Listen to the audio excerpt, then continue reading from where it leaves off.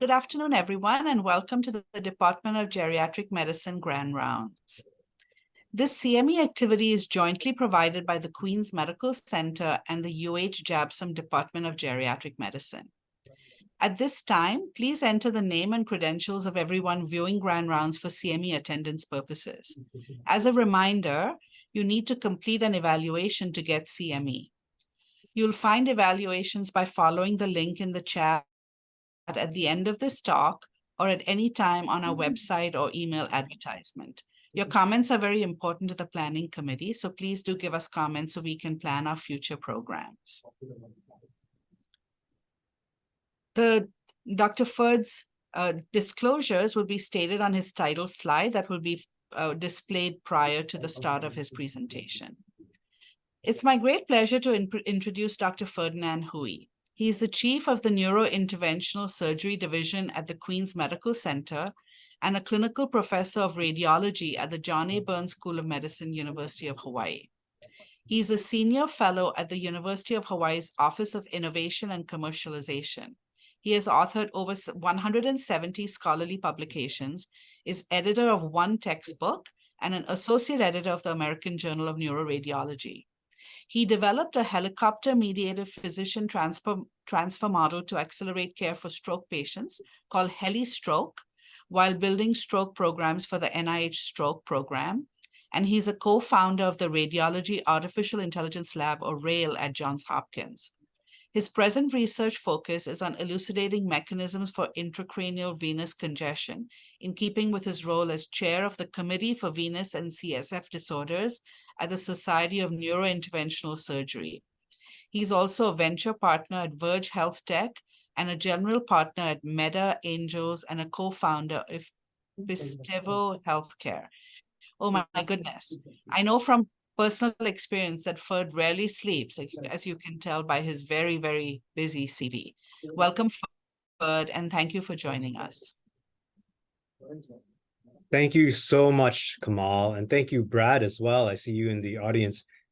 It's funny you should mention sleeplessness, Kamal. We had 2 midnight strokes last night, so I'm quite sleep deprived, but I was so excited to talk to you guys. I'm here anyway. So the talk today is a framework for cerebral venous congestion. This is a deck that's always in evolution. This is my primary interest in research and a big focus for me clinically. University of Hawaii Queen's Medical Center is now one of 5 centers in the United States, actually I would say worldwide, 5 centers in the world that do this at a fairly good level. So we get patients internationally coming here for our knowledge and expertise for these diseases. Here are my disclosures. There are more disclosures coming, but not yet. There are a couple off-label uses that are mentioned briefly in the slides, but these are Zilver and Precise Cordis stents, which are commonly used for intracranial venous stenosis, but are not indicated for these. These are FDA approved for peripheral indications. So I'm going to start with a riddle. This is from a game that I enjoyed as a young man, probably a boy, 4th grade. This was an exercise to try to teach you to think and to recognize your own cognitive biases. The game is they will tell you a partial story, and then you could ask yes or no questions until you figured out the actual story. So the riddle was, the man was afraid to go home because the man with the mask was there. I would love to play this game with you, but there's no way we'd be able to do it with all the time that we would need to spend. But you could ask questions like, was his home an apartment? Was home a real home with a roof and 4 walls and windows, et cetera, et cetera, et cetera? Was the mask a demon mask? Was it a horror movie mask, et cetera? And so the difficulty in this question is, if you make assumptions about the home or the mask or the man, you'd have a hard time realizing that the man with the mask was a catcher and next to the umpire, and the home was home base for baseball. and you would just go down a crime theory or a murder theory, and you could never ask the right questions to get you to this point. And so I thought this games really just highlight how hard it is sometimes to look for answers when you have the wrong assumptions. Arterial hypertension, we started having a non-invasive tool in 1896. Scipione Riva-Rocchi in 1896 developed the blood pressure cuff. And so we finally started to measure arterial blood pressure in the almost 1900s. The first measurement in scientific literature of arterial pressure was from a minister that apparently was also a scientist. He stuck a large bore needle into the carotid artery of a horse and measured the pressure there. So that was the first invasive measurement. And this is the first method of non-invasively measuring arterial hypertension. That's only about 150 years ago, 120 years ago. And it took us to the 1975 before population health data allowed us to say unequivocally that arterial hypertension was dangerous. So really, from tools to measure to medical knowledge and accepted wisdom about arterial pressure is really a very recent thing. And it took a long time. So I want to give a shout out to Mark Luciano, who is my friend, colleague, and mentor in a way. We met each other at the Cleveland Clinic in 2010, and I was very excited to do strokes and aneurysms. And he asked me, would you consider studying veins with me? And I said no. And he said, please. And I said no. And he said, can you think about it? I said no. And he kept on at it. And about half a year later, I did my first venous congestion case, idiopathic intracranial hypertension. And the team that I worked with at Hopkins, he and I both moved from Cleveland Clinic to Hopkins. And he introduced me to these guys. Abhay Mogakar and Aruna Rao are the neurologists that work in the Hydrodynamic Center. Larry Lowe is a spine surgeon. Peter Vossler is an ENT head and neck surgeon. These two work very closely at complex head and neck tumors. And Errol Bush is a cardiothoracic surgeon, most well known for being the first person to do a lung transplant for end-stage lung disease due to COVID. These guys we worked very closely together at fixing very complicated patients. So I just want to give a shout to them. So Hemingway is another character I want to introduce you to. The world breaks everyone, and afterward, some are strong at the broken places. Why Hemingway? Well, Hemingway had headache, tinnitus, brain fog. He was suffering in mind and likely body as well. This is from a biography of him. Over the course, I should need to cite it. I apologize, guys. This could be, I could get accused of plagiarism. That was not the intent. I'll add the citation next time I give this talk. He weathered malaria, dysentery, skin cancer, high blood pressure, high cholesterol, had multiple head injuries, had concussions, had headaches, mental fogginess, ringing in the ears, and he committed suicide later in his life. My patients that have a version of this study Hemingway because they think he's probably common than I think we as physicians often think. So I'm going to start with this patient. This is the first one we published for cognitive decline. He's a financial analyst for the federal government. When we met him, he was 50% disabled, working less than 4 hours a week.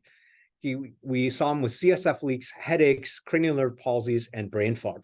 I'll show you the images later, but this patient, you've all seen at some point in your life. They might have been a friend. They might have been a friend of a friend. Could be a relative. And you probably have seen a version of this in elder care as well, in geriatric, somebody who is rapidly having mental cognitive decline.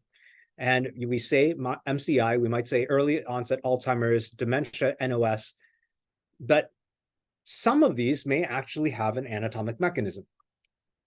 So welcome to my maze. Venous congestion has been described throughout the body. Superior vena cava syndrome was the first one I think we recognized in medicine. Mediastinal tumors, before we knew how to treat them, would crush the superior vena cava. Patients would have swollen faces, swollen heads, swollen arms, and they would die if you don't cut out the tumor. And if you did cut out the tumor, they would die because we weren't very good at it at the time. Cerebral dolens, if your inferior vena cava occludes, your legs swell up and you start having skin breakdown, you have melanosis, pelvic congestion syndrome, pain during intercourse, infertility, venous thoracic outlet syndrome, your arm feels puffy and painful and neuralgic, venous pressure ulcers. I don't need to describe that to you guys. Testicular varices is associated with male infertility and testicular pain. So why wouldn't we have venous congestion for the brain? The brain is one of the most blood hungry organs in the body. It takes roughly 12% of each cardiac cycle. For it not to have a venous congestion syndrome would be mad. So I would argue it's there, we just never looked. So engines, all engines need power going in and then exhaust going out. Arteries are easier for us to understand because they're like rivers. They flow typically in one direction. They might have turbulence, but they flow and are intuitive to our minds. Veins are not intuitive. Veins are much more like swamps or bogs. They may not flow in one direction. They may flow in reverse direction. They may flow parallel. They may swell. Arteries don't expand that much. Veins can triple, quadruple, quintuple in cross-sectional area, depending on your fluid status. So why are they so different? Well, borrowing from electrical engineering and flow, if you take a series circuit, this is pretty intuitive. Each resistor has an additive effect on the resistance in the circuit. But parallel circuits, which are much more similar to what we see in veins, the equation looks completely different. IS in a series circuit, I times R, and this is the current times resistance, you can just add these together and you get the voltage. And on the other side, you have to use the reciprocal. So it's VS over R, VS over R, VS over R, and that results in your I. So this is a much less intuitive model for how the pressure drop-off occurs across resistances in parallel. So intracranial dural sinuses are much more like series resistors because they don't have branches and they're not elastic. And this is why intracranial idiopathic intracranial hypertension, when we talk about the veins inside the brain, they're much more similar to arteries. Once we get to the neck, much, much different. What does this look like in a patient? Arterial circuit, series circuit, a good vessel coming up, it branches and goes in one direction. A parallel circuit, you can imagine the venous blood coming down the inferior vena cava. There's a resistor here. It is a stenosis. So instead, part of the venous flow goes backwards. This is the cavernous sinus, goes sideways through the skull base, vertebral plexus at the skull base. It goes into the vertebral plexus. It goes backwards. It goes into the deep cervical network. It goes everywhere, and it can swell. So back to this. What is classical idiopathic intracranial hypertension? I don't know how many of you guys study this. Probably not so much because you're really, this group of patients, the classic patients is an overweight female in their 20s to 30s, and they have a high BMI that results in pressure inside the thorax and in the abdomen. This pressure results in resistance of flow of blood back into the thorax. This resistance results in brain edema, CSF accumulation and pressurization, extrinsic compression of intracranial veins, and then this results in this high pressure state, high CSF pressure, high brain swelling that produces blindness, pulsatile tinnitus, headaches, and frankly, brain fog. What we started doing in the last 12 to 15 years was stenting the transverse sinus, the major venous drainage in these patients. That's where the stenosis normally occurs. And what this does is breaks the feedback loop. By keeping that most vulnerable vein stented open, the brain is better able to drain venous blood back into the thorax. And then that allows them to break the cycle. The CSF pressure goes down, the vision improves, the tinnitus goes away, and their headaches improve. How much? A couple meta-analyses have been recently published. Overall, papilledema improvement is 93.7%, and even in fulminant visual decline, we can do these cases and they immediately improve. I'll show you a case of that in a little bit. Resolution of headache is about 80%, pulsatile tinnitus resolution is 90%, and recurrence is about 10%. So this is comparable or maybe slightly better to intracranial, to ventriculoperitoneal shunting. Now, all of you guys that are thinking, how is this related to NPH? The answer is we don't know, but it's a good thought, and hold that thought because we'll talk about it at the end of the talk. So there are two cases that bothered me. One, we had a BMI 18 female in her 20s with transverse sinus narrowing. She's athletic, she's tall, she's thin, she doesn't fit. She doesn't look like these other patients. She doesn't have the mechanisms that I understand. The other one was a BMI 20 muscular male in his late 20s, bedridden due to headaches that worsened with any sort of exertion. If he stood up, he would have worse headaches. If he started exercising, it would be intractable headaches. And 10 years later, when I talked to him, he was still in bed. This guy's life was over. He'd wasted away. So this is the guy. His internal jugular vein here on the left comes out, is kind of narrow. This is the internal carotid artery. And when it crosses the C1 tubercle, right here is the C1 tubercle, lateral mass of C1, it gets compressed to nothing. On the right side, it's even worse. This is his dominant IJV drainage, and it's completely crushed right between these. The muscles here, this is the belly of the digastric. On this side is C1. And what you see back here is his collaterals. He can't get blood out of his brain through his IJVs, so he's draining through the suboccipital plexus. When we brought him to angiography, the torcular pressure was 15. A typical patient is somewhere between 0 and 7. He had no intracranial gradient anywhere, no stenoses inside. Across this narrowing, there was a gradient of 6 millimeters of mercury.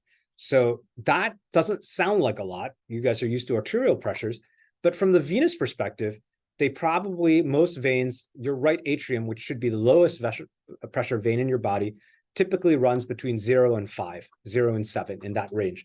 So this is almost a doubling of the pressure in the venous system. So this was 10 years ago. Nobody was doing anything for these patients. I sent them around the country. Nobody wanted to do anything. Nobody wanted to touch him. And as I told you before, 10 years later, when I called him, he was still in bed. His brain couldn't think, couldn't work, intractable pain, intractable brain fog. His life was wasted. So there's a story I'm just going to throw out there. There's an Italian interventionalist that had a wife with multiple sclerosis, and he postulated the theory that opening up people's veins could cure them of multiple sclerosis. This turned out not to be true. I do not want to be Zamboni. I respect the man, but I think he was wrong. So 10 years later, what have we learned? This is a meta-analysis we published in the Journal of Neurointerventional Surgery last year. Sharon Pang is a medical student. Dr. Nakaji was one of the first people to start doing interventional surgeries for IJV stenosis. Ed Hepworth is the other guy that he does about 600 a year IJV surgeries. And we published this meta-analysis, about 100 patients in there, 50 stented, 50 surgically opened. This is the first paper to describe this. Again, you'll see Peter Nakaji's name. Dave Fiorella is a very, very prolific publisher in our space. So what they showed was a person with a big, chunky styloid crushing the internal jugular vein versus the C1 tubercle. The pressure across this was about 4 millimeters of mercury, and this patient was being treated for idiopathic intracranial hypertension. So pulsatile tinnitus, headaches, vision loss, and it helped them. It cured them. They would no longer have idiopathic intracranial hypertension. They went on and published a larger series of 11 such cases. This is a group in Beijing. Ron Meng is a headache neurologist that did her fellowship training at Thomas Jefferson, and she became interested in veins after the Watchman trials, where she noted patients with closed intracardiac shunts spontaneously reported resolution of headaches. And so that got her thinking, could a venous cause be the cause of headaches? And she's done most of her work in venous pathologies in neuroscience. She's my biggest competitor and friend, so we're frenemies. So this is a case out of their group, pre and post stenting. And you can see previously, before a stent, there's venous blood going every direction from this internal jugular vein. Afterwards, it flows much more in an orderly fashion towards the heart. This is the other side in this patient. You can see what a mess this is. After a stent is placed, substantial improvement in the smoothness of flow in the internal jugular vein towards the heart, improving the patient's cognitive state, headaches, and visual symptoms. This is an example of how this anatomy works for the typical patient. A styloid process doesn't have to be very long, crushes the IJV against the C1. And you can imagine when you extend your neck, it opens up this space. When you flex your neck, it closes it off. And a lot of these patients will have positional symptoms. Rotating the neck, extending the neck, or flexing the neck may change their perception of headache, brain fog, and symptoms. The pressure across the gradients in the Barrow paper was only 2.6 millimeters of mercury, but compared to control groups of 2.86 of 0 millimeters of mercury gradient, that really says it all. There really shouldn't be any gradient across your jugular vein at any level. So when you start seeing 1, 2, 3, or even in this case, as I showed you, 6 millimeters of mercury, it can be quite significant for the patient. This is another paper out of the Beijing group after styloidectomy. That first one was about stenting, so they're doing both as well. This is a paper out of New Mexico, Andrew Carlson's group. What they did was a pure C1 transverse process resection. The patient I showed you earlier had no styloid and yet had stenosis of the IJV. So they had a similar patient. This is published in 2020. They cut out only the bone for the transverse process of C1 and had a result that improved the patient's vision, headaches, and symptoms. And this is another example. You can see the IJV simply stop at C1. And these are the vertebral, these are veins that are inside your spinal canal. And they're not low resistance. So by stenting these open, this patient also had an improvement in their cognitive function and their headaches, tinnitus, and so forth. If venous congestion is real, if we accept this hypothesis, let's just imagine for a moment, there should be differences in severities. So I'm going to break them up arbitrarily in the following. Fulminant, you're dying of this stuff. We see this in pansinus thrombosis. When you clot off all the veins in your brain swells, you die. If you have a large dural fistula, so abnormal arterial connections to the veins, this situation also occurs. It creates edema through the brain, and when it's too large, the swelling of the brain can kill you. You can bleed in these areas, and we have patients that are comatose because of massive dural fistulas or pansinus thrombosis, and if we don't move on them, they die. 3, I'm going to arbitrarily call traditional idiopathic intracranial hypertension. Incidental note, I hate this term. It's not idiopathic anymore, and the definitions we use for idiopathic intracranial hypertension, in my opinion, are too narrow. The original term used by Walter Dandy, Max Nunn, and Quincke, pseudotumor cerebri, in my opinion, are much more descriptive of the symptoms and syndromes that this encapsulates. Moderate, there are patients we see that have pieces of IIH criteria but don't meet it, either by pressure or maybe they're missing a symptom, but they may have cognitive decline, headaches, tinnitus, cranial nerve palsy, visual impairment, but yet do not meet criteria for IIH. When we treat these patients, they often improve despite not meeting IIH criteria. And then mild, maybe headaches without any of these other things. I see plenty of patients with chronic migraines, constant migraines, with one or more of the moderate criteria. And these patients seem to also improve when you treat them. They often have CSF leaks and skull base erosions. And then lastly, there's going to be a group of patients that's fully compensated. I've absolutely seen these patients. They have massive collaterals. They have no internal jugular veins, but because their collaterals are so good, they have 0 complaints whatsoever. So what are some examples? This is a patient with fulminant venous congestion. This is a patient that was undergoing a meningioma resection. The meningioma was resected. However, they damaged the superior sagittal sinus near the torcular. And so the patient started having increased intracranial pressure immediately afterwards. Over the next 2 to 3 days, the pressure rose up to 25 to 40 millimeters of mercury, despite barbiturate coma and heparin anticoagulation. So my colleagues, this is at MUSC, they performed a shunt. They used a Dacron graft to connect the superior sagittal sinus to the internal jugular vein. Right after that, the intracranial pressure reduced to less than 20 millimeters of mercury. With resolution of mental status and improvement, the patient was able to be discharged. This is a patient with Chiari malformation. I'm going to give you an example of group 2. Group 3 is idiopathic intracranial hypertension. Hopefully you guys know it well enough that I don't need to discuss it. But this is group 2. So this is a patient with headaches worse on standing. She has multiple dural diverticula, these little outpouchings of the dura. The contrast goes into them and these can leak. So what we did in her case is we use a needle to put blood over the biggest diverticula. This seals the leak and she no longer has headaches when she stands. So CSF leak cured. But why does she have these dural diverticula? Well, my hypothesis is that you have low-grade CSF hypertension that erodes and damages your dura, then you spring a leak, just like having a hyperinflated tire. So on the right side, she's got a narrowing. On the left side, she's got a narrowing. So we told her if you have multiple repeated leaks and you develop any of these other symptoms, we should consider opening up your veins. So a couple cases from Hopkins. One, I want to show you some normals. I've gotten to the point where I see so many abnormals, I forget what normal looks like. So here's a normal patient. This is a patient with I don't even remember what, I think this was a stroke patient. So you can see a really large right IJV. There's no narrowing through C1.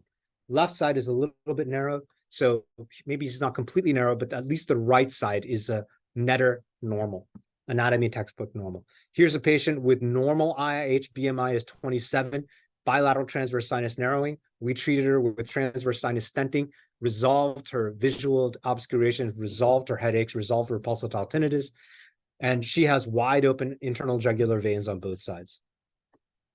This is a stroke patient, big IJV, no narrowings. So you can have normal IJVs, you can have wide open anatomic textbook normal. One more, this is a bow hunter workup. In hindsight, I wish I did something else with this patient, but I'll talk to you guys about that some other time if you're curious. But again, pretty wide open IJVs.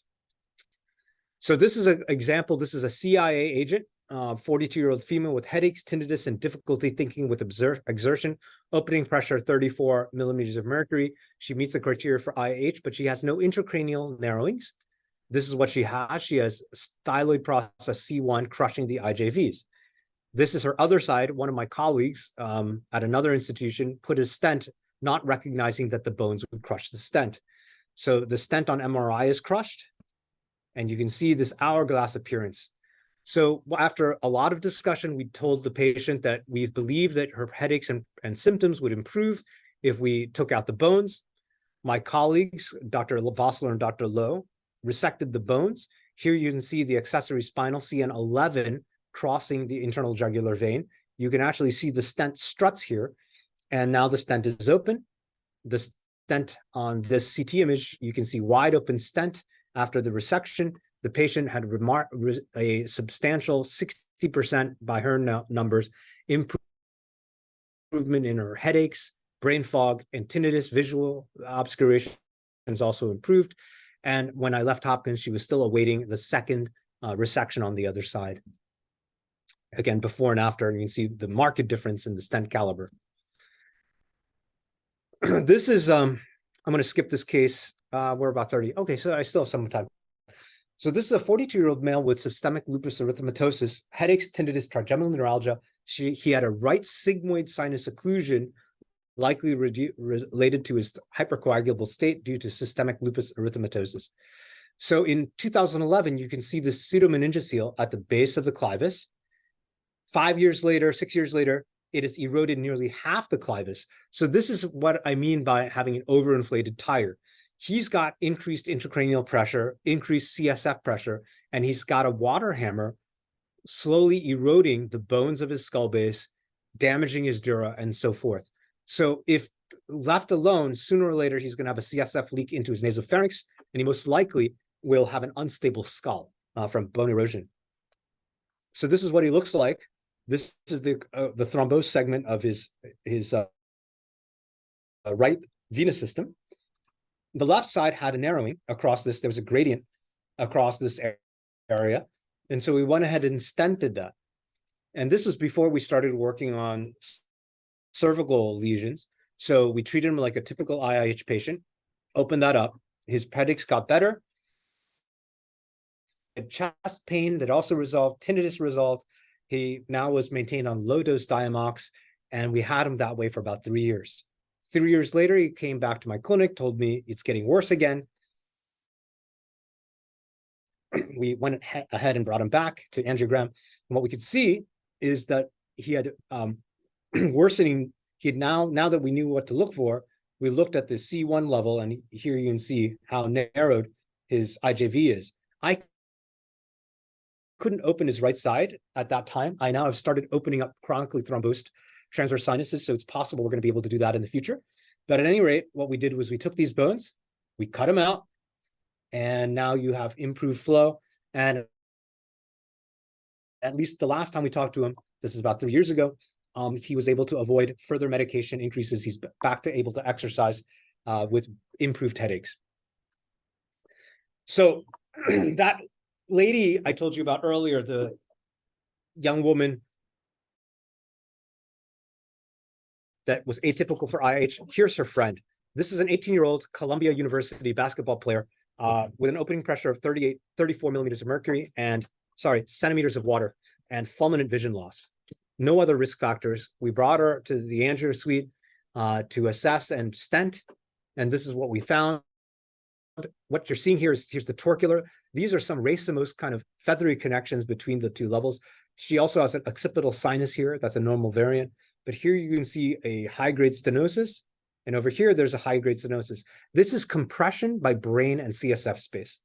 And you can see how large her collaterals are. This is through the bones. This is a transosseous transmastoid collateral flowing into her vertebral system and her suboccipital and deep cervical system of venous drainage. So we went ahead and stented her. Now you see this is a much smoother flow, and the torcular pressure dropped from 34 to 13 millimeters of mercury. Gradient across this narrowing dropped from 21 millimeters of mercury to 2 millimeters of mercury. Her tinnitus went away, her headaches got better, and she was happy as a clam. So I told her, you don't fit the normal pseudotumor patient. Her BMI is very low. She's athletic. I told her, you most likely have a cervical narrowing causing this problem. So I asked her, still learning, and sure enough, her right IJV is narrowed. Her left IJV is narrowed. She is the same type of patient using these symptoms for her, and continue your college life. If you start having these problems, come to one of us and we'll cut these bones out and open things up. So I'm going to tell you about this financial analyst now. So I met him because he fell off a mountain bike while mountain biking. And after that, he had headaches worse on exertion, on standing. So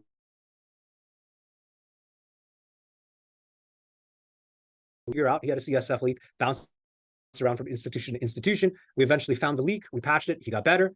He re-leaked. I patched it a second time. He got better. But I told him, I'm starting to think that CSF leaks are due to low-grade intracranial hypertension, at least in a substantial number of patients.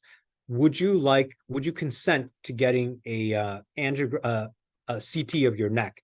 He said, if I have this thing you're talking about, what would the symptoms be? I said, well, headaches, visual obscurations, pressure, maybe you can hear your heartbeat. He says, I have all of those. things. I've always had those things. I just thought that was normal. And so he consented to the CTV, and here's what you see. Right side is dominant. He's got a narrowing here and a narrowing here. Left side, he's got a narrowing there. So he's got bilateral IJV narrowings. And here's what you see on the axial images, crushed veins on both sides. We told him that we don't have a lot of experience yet opening these up because he was one of our first patients. And I told him, think about it, consider this experimental surgery. He thought about it, and about half a year later, he went and looked for a surgeon. We were not doing them at this time. He went to Barrow Neurological Institute, and Michael Lawton, the chair over there, took out the bone. So what happened for him was he went from this to this, much wider IJV, and the vessel is much more open now. His pressure in the torcular dropped from 15 to 7. The gradient across the C1 dropped from, I think, 6 to 0. So I'm currently using a measure called the brain-heart gradient, basically the pressure between the torcular haerophili and the right atrium. So this number, this measure, dropped from 10 millimeters of mercury to 4 millimeters of mercury post-surgery. And the patient is now able to exercise, working full-time, 10 hours a day. Cognition, he says, is back to baseline. His wife actually says he's sharper than when I married him. Maybe we can market this as husband upgrade surgery. Maybe not. I don't know. Maybe anybody want an upgrade? But in any case, he is very happy with his results. And now at 4 years, he's still asymptomatic. This next case is at the other edge of the spectrum. 16-year-old, top 100 US tennis player, straight A student, father and leadership at a university, cognitive decline, can't think, balance problems, visual obscurations, pressure headaches. So I want to finish on time. He's got some narrowing up top. He's also got narrowing down here. And here, what you can see in our axials, he's crushed by his big muscles. These are the omohyoids. This is the anterior scalenes. And these are crushing the IJVs at the base of his neck. When he turns his head into his worst position, you can see that the flow reverses. When I was injecting here, it was going down towards his heart. But when he turns to his worst position, it goes across his torcular to the other side. So this really tells you that the left side occludes when he turns his head. I'll skip this patient. This is an interesting one. This is actually a health insurance administrator who now has aphasia, but anyway, that's another talk. Oh, actually, this is a good point. Speech hesitancy. I have about 10% of my patients have speech hesitancy, and which improves when we open up their veins. We're working right now. We're investigating a collaboration with the Hopkins Machine Learning Group. They're using this technology in Alzheimer's patients. I think it may be useful in this patient as well. Okay, I'm going to skip this one. Yeah. So I care a lot about this. Why? Because of this patient. I had a 34-year-old biomedical engineering female. She was diagnosed with IH, narrowings of her transverse sinuses. I treated them. Her papilledema improved, her tinnitus improved, but she still had brain fog, still had pressure. We put in a shunt. The shunt pressure normalized, but she still felt pressure. I told her we don't have anything else to do. She committed suicide. And I look back at her images and I'm wondering, should I have looked harder at her neck and potentially tried to open something in her neck? Coincidentally, 2 months ago, I was at UCSF talking to one of my collaborators, and he asked me, have any of your patients committed suicide? I said, absolutely. He said, I had one last week. He was a tech guy, tech entrepreneur. His had bilateral IJV stenoses, horrible headaches. My colleague had told him, we're going to try medical therapy first. We'll give you meds and see if you get better. The next week, he jumped off the Golden Gate Bridge and died. These patients commit suicide, like Hemingway. They commit suicide. And some of them are very, very bright. And, they just see no way out. They can't think. They can't function. It's not just the pain. It's the lack of the ability to be themselves. So Conclusions, and I'm going to get to the Alzheimer's bit in a second because I know you're thinking about it. If we don't look, we'll never know. If we don't look at the veins, if we assume veins don't matter, we'll never know what they do for us and what pathologies they may result in. We need to develop non-invasive ways of measuring venous pressures and flow. Our current techniques are insufficient. It's critical not to look at a vein in isolation. I think of veins like a swamp. It's a system. An individual occlusion probably does nothing. But if the system is impaired, it can be very, very impactful. So what we're working on in our neuroradiology colleagues and neurointerventional colleagues is to try to start looking at this as a system and not as individual blood vessels. So if this is true, there will be new classes of medical therapy that will work in this class of diseases. If we can aim at the venous systems and what's going on in the venous systems, we may be able to treat new subgroups of disease.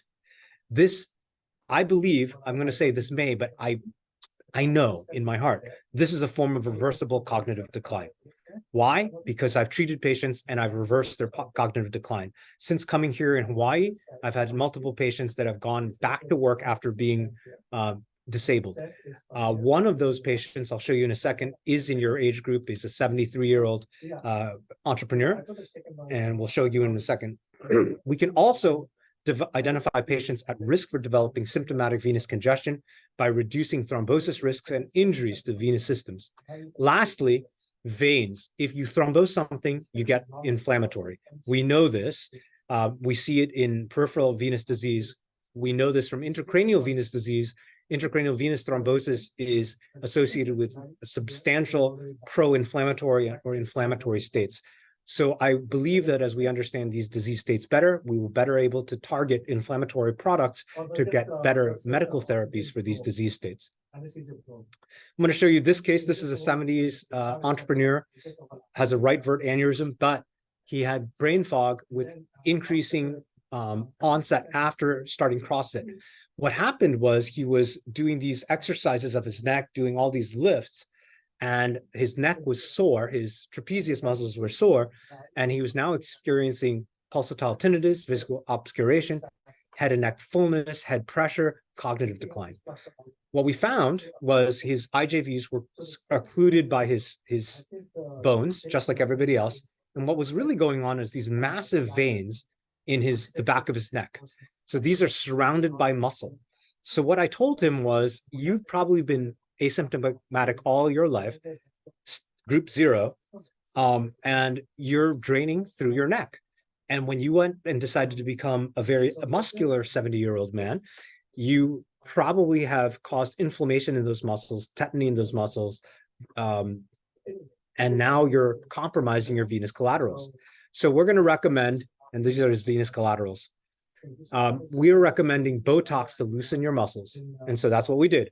He got Botox for these veins, or rather the muscles around his veins, and his cognitive decline dropped. He was back to able to think more or less normally. His pulsatile tinnitus went away, his vision improved, his brain pressure and headaches got better. And now he gets, every 6 months or so, he gets Botox, and this keeps him well. I want to show you one other last case. This is a lymphedema case. This is a head and neck cancer. She went from this to this. And so what happened in this case is the radiation resulted in calcifications of the lymph nodes, crushing the internal jugular veins and causing facial swelling. So if you have a geriatric patient that is undergoing radiation therapy and having uncontrolled, quote unquote, lymphedema, one of the possible reasons is not lymphedema, or rather it's lymphedema due to jugular occlusion. So I'm going to do one last word on Alzheimer's disease. Obviously, I can't say that there's a connection. We don't understand Alzheimer's disease. We do know there's tau. We do know there's neurofibrillary tangles. We do know there's amyloid. We know that there's some degree of inflammation. Okay. I'm just going to put it to you. We know that the lymphatics, the waste removal for the brain has to go through lymphatics and veins, and the lymphatics also drain to veins. This is your trash collecting system. Is it so crazy to imagine that if your trash collecting system is impaired, you might get trash buildup in your brain? Just throwing it out there. So hopefully Brad and I and maybe some of the other collaborators in the near future can get together. I'm currently working on a grant for this. Wish me luck. Hopefully a plumber can get through the NIA. Thank you very much. Thank you so much for this presentation, Ferd. Very interesting concepts, new to many of us, I think. We do have some questions in the chat. I'm going to ask people to unmute themselves and ask their questions. Brad, would you like to ask the first question? Brad?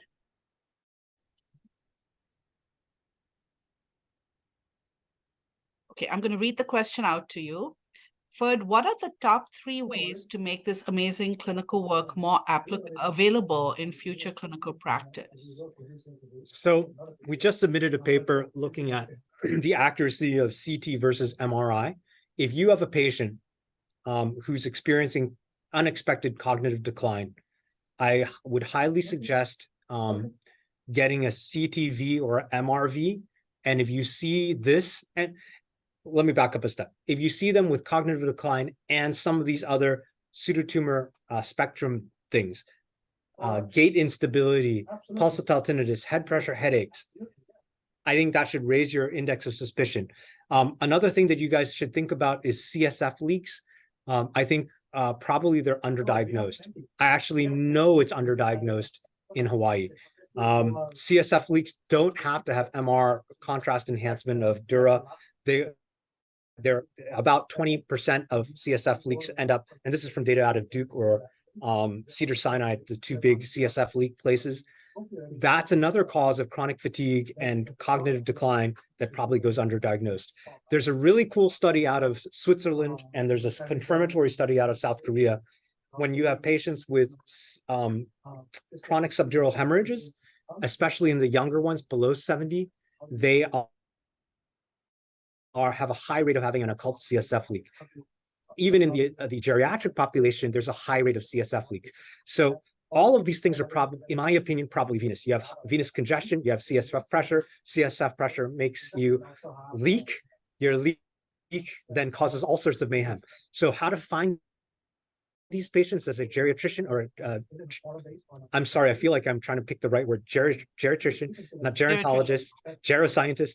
If you're looking at your patient and you see any of these non-focal neurological things in your head, consider those diagnoses. NPH, CSF leak, venous congestion. I think they're all together. I'm currently trying to establish whether or not there may be a role of NPH in this as well, or this as a role for NPH, because when you think about it, NPH sounds a lot like pseudotumor cerebri. Plus minus headaches, cognitive decline, gait instability, autonomic disability. These are things we see in pseudotumor cerebri as well. So I'm wondering whether NPH is a variant that we see at the end of life rather than at the early phases of life. Well, that's, hold your horses. I'm not saying it's true, but I'm looking at it. And if you have NPH patients or possible NPH patients, very interested in seeing them. Very, very interesting to see them. The diagnostic imaging test, MRV can work with contrast. CTV is superior. If they're worried about radiation, do the MRV. The publication we've just submitted compares accuracy, sensitivity, specificity, CT versus MR. CT is superior, but if you're trying to avoid the radiation, it's probably okay to do the MRV. Next question is, how does this important work apply to aging research in geriatrics? For example, maybe researchers and clinicians would likely benefit from a simple cheat sheet of the syndrome, symptoms, diagnostic, office treatment, and when and where to refer to specialists.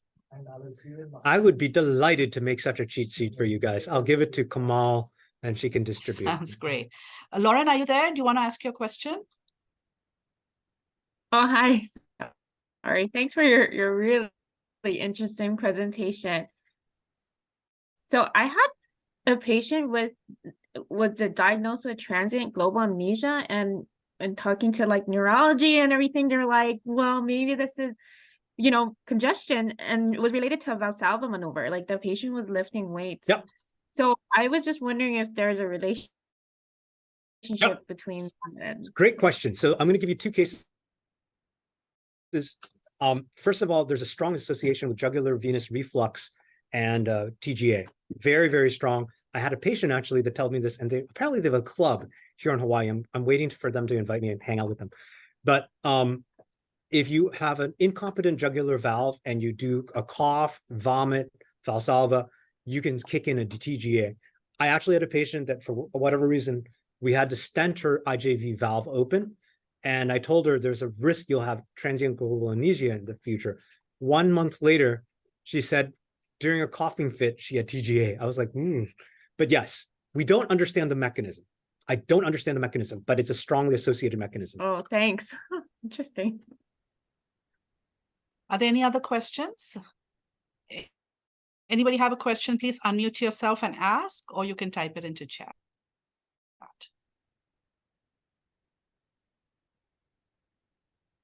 But how often are these types of patients of the older age group? Because I know several Excellent of the case question. presentations were younger people, but what's the proportion? So I don't know yet, because I think NPH is probably, well, I'm hoping to find that Alzheimer's a version of the may be one of them. So I think what happens is the pseudotumor group in the young age, they tend to burn out. So either we treat them or they burn out. I don't understand that. Maybe the veins grow and they have a improved flow state later. I'm not sure. Maybe there's enough atrophy so their brain shrinks such that they no longer compress the veins. Suffice it to say that it's a bimodal. The early modal distribution is probably the classical IIH. And then we are currently doing a 1,000-patient study across here, Mayo, UCSF, Cleveland Clinic. We're pulling around 1,000 patients to analyze stroke patients to see what this anatomy is. The severe stenosis is probably around 7%. Preliminary, our interim data analysis is that. So whatever that means, that's about the right number for migraine disease. And I understand there's also a migraine association with Alzheimer's disease. So that's a lot of hand waving. So I'll try to bring it back to what the question. So why not elderly? One, if you have cognitive decline as an elder person, no one sends you to further imaging. So I think that's one potential cognitive hole. Two, my guess is people that are cognitively impaired since they're young because they have very bad disease, they probably have declared themselves migraine, dementia, frontotemporal dementia early on, so you don't think of them that way either. My guess, my belief is that we're going to find out that just like everything else, your veins degrade. As your posture changes, as your neck changes, we can see sometimes the osteophytes and settling of your cervical spine results in compression and kinking of your blood vessels. So my guess is that there's a certain degree of degeneration that affects the veins as well as we age. So that's why some of the patients perhaps get in trouble later in life when, like this last guy, the entrepreneur I was telling you about, he has fully compensated, but does something to disturb his system. And then he starts having these symptoms. So for the geriatric perspective, I would just suggest, I would love to do an NPH study with you guys, image them from in the neck and see. I'm currently working with Mark Luciano to try something similar at Hopkins. Hopefully we can get some early data soon. I have a few patients right now that we're studying, but I'd like around 10 or 15 before I make some early conclusions. Thank you. Any other questions for Ferd? Hi, I have a quick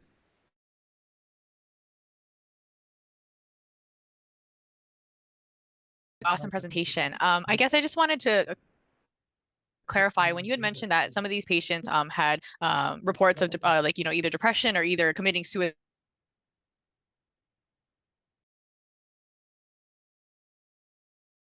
in terms of the mechanism of like how this venous congestion leads to that. Like, is it the ischemia, or is it like, that it's leading to the toxic metabolites and changing the amounts of like serotonin or something? Like, what's your hypotheses on that? Hand waving coming up. Okay, so I will give you a couple examples where we know there's a very strong association. CSF leaks and Chiari malformations. So there's an overlap. if you have a CSF leak, your tonsils will drop and you'll look like a Chiari. I would make the argument that there are probably some Chiaris that are at birth because of either high pressure in the brain, you get a Chiari appearance, or you have a CSF leak and your brainstem drops. There is some data that the cerebellum has a mood stabilization effect. So having posterior fossa compression may result in mood instability.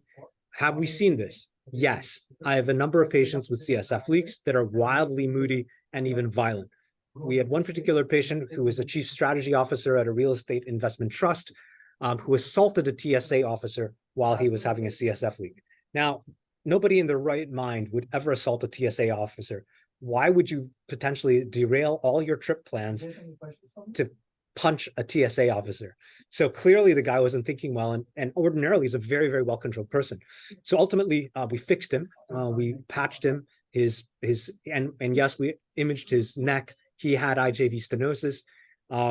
I wrote with Justin MacArthur, the chair of neurology at Hopkins, a letter to the TSA, please don't prosecute this guy. He was medically violent. And we have other patients like this. Once we improve the CSF leaks, their mood status improve.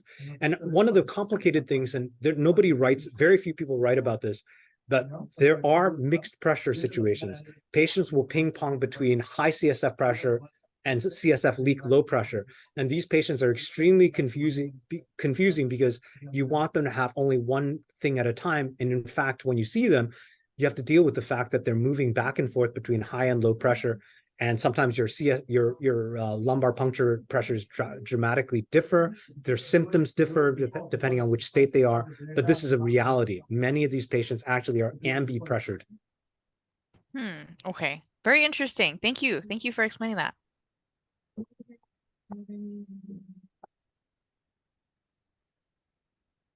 We have 2 minutes left. Any last minute questions? Don't forget, everyone, Michaela has put the link to the evaluation in the chat. Don't forget, if you want CME, you do need to do an evaluation. I just want to end by saying thank you so much. One last request. Presentation. Yes. One last request. Two last requests. One, if you have an Alzheimer's cohort, while I'm writing this grant, I'm going to try to find an Alzheimer's cohort because I don't have them. If you're willing to potentially use this cohort with me for this test to see whether or not Alzheimer's is related to IJV narrowing, I would be very, very interested in writing and having you as a co-PI. Second, Kamal, you already know this one. My parents are in their 80s and are moving to Hawaii in 1 month. If any of you wonderful geriatrics persons would like to take care of my parents, they're wonderful people. My mom's an opera singer. My dad's a pharmacology PhD and a former NIH official. Please call me up. Thank you. Thank you, Ferd. I'm sure we'll be able to manage to get your parents a geriatrician. All right. Thank you, everyone. Thanks for attending. And again, thank you, Ferd, for a wonderful presentation. Lots of things to think about. Okay, bye-bye. Bye, everyone.